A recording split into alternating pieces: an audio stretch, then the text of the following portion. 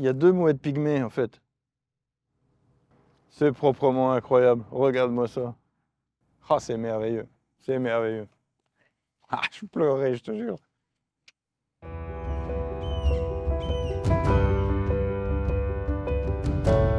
Sea Shepherd France est venu à Dunkerque à la demande d'associations locales pour mener une mission d'observation sur la future zone d'implantation du parc éolien.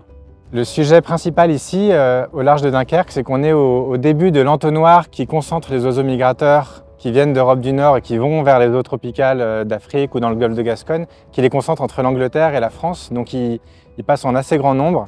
C'est des sites qui sont très connus par les ornithologues d'ailleurs pour observer les migrations d'oiseaux marins. L'une des principales conséquences possibles des éoliennes, c'est les collisions avec les pales. Les pales, elles tournent à 200, 300, 400 km/h en bout de pale, parce que là, c'est des immenses éoliennes qui vont être prévues ici. Donc il y a un risque de collision très élevé. Mais ça, c'est quelque chose qui est connu, mais il n'y a pas que les collisions.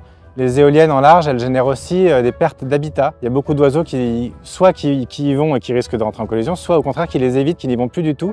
Et notamment tous les pingouins, les guillemots, ces oiseaux qu'on connaît, qui nichent en colonie sur les falaises, sont connus pour éviter les secteurs d'éoliennes en hiver. C'est la même chose pour les plongeons, pour un certain nombre de canards marins, donc c'est une perte nette d'habitat. La base de ce que demande la loi, qui est de rechercher d'abord à éviter et à rechercher des alternatives satisfaisantes de moindre impact pour la biodiversité, n'a pas du tout été menée pour ce parc.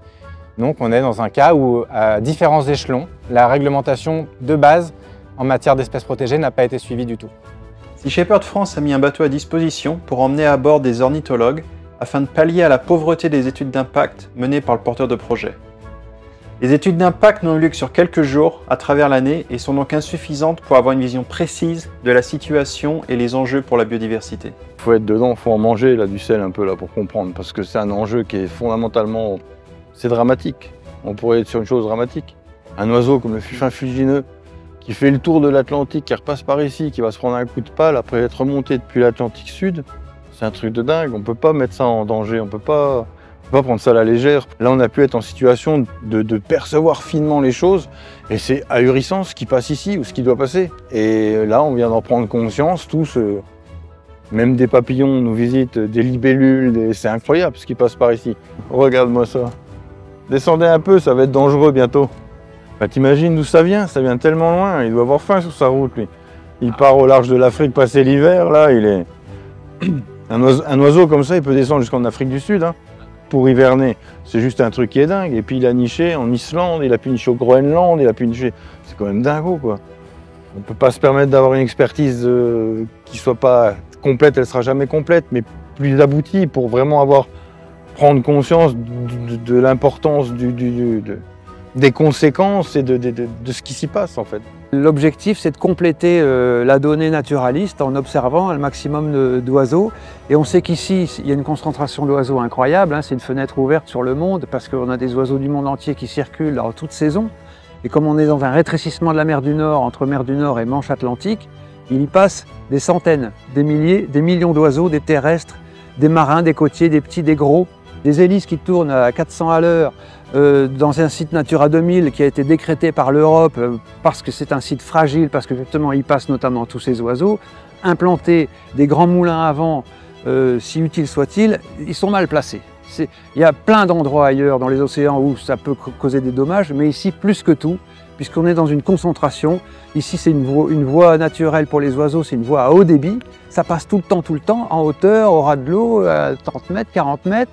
Donc implanter des éoliennes géantes, c'est une gageure. C'est vraiment méconnaître la réalité biologique du site.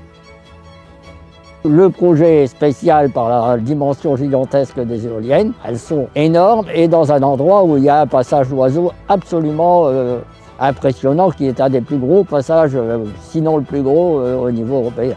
Dès qu'on a su qu'il y avait ce projet qui se précisait, on a tout de suite pensé que ce serait absolument une catastrophe pour toute la vie faune marine en particulier, mais pour le reste aussi.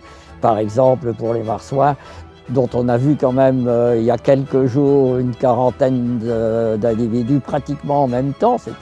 C'était un spectacle assez exceptionnel. Toutes les données que que l'étude d'impact a recueillies, c'était soit des données qui étaient faites autour du site, soit des données qu'on allait chercher dans des études éoliennes à des dizaines ou des centaines de kilomètres d'ici. Il y a une facilité à vouloir déplacer nos systèmes de production d'énergie loin des yeux, là où ça dérange personne, en omettant complètement la présence d'autres êtres vivants sur place. Et c'est ça qu'on vient montrer, c'est de ça dont on veut témoigner aujourd'hui, c'est que c'est loin d'être vide, c'est loin d'être inoccupé ici, il y a énormément d'oiseaux, et l'océan est un des derniers espaces à peu près vierges, en tout cas de construction, et qu'on va progressivement miter le long des façades françaises. La France s'est lancée dans un programme de développement des éoliennes offshore absolument colossal. Et le président Emmanuel Macron a annoncé l'année dernière qu'il souhaitait voir s'implanter une 50aine de parcs le long du littoral français. Donc, ce qui nous inquiète beaucoup au niveau de Sea Shepherd France, mais aussi au niveau de scientifiques indépendants et de naturalistes, et du Conseil national pour la protection de la nature, c'est de voir que la biodiversité marine n'est absolument pas prise en compte dans le choix des emplacements de ces éoliennes. Le grand public ignore dans sa grande majorité que ces projets éoliens obtiennent des dérogations de destruction d'espèces et d'habitats protégés, parfois pour des espèces en danger critique d'extinction et parfois sur des populations dont ils ne peuvent pas garantir la survie. Le projet d'éoliennes en mer à Dunkerque n'est pas le seul qui pose problème. Il y en a d'autres qui suscitent beaucoup d'inquiétudes pour la biodiversité. Donc on s'engagera aussi sur cela. Si on doit implanter des éoliennes en mer, la préservation de la biodiversité doit être un critère fondamental dans le choix de ces implantations.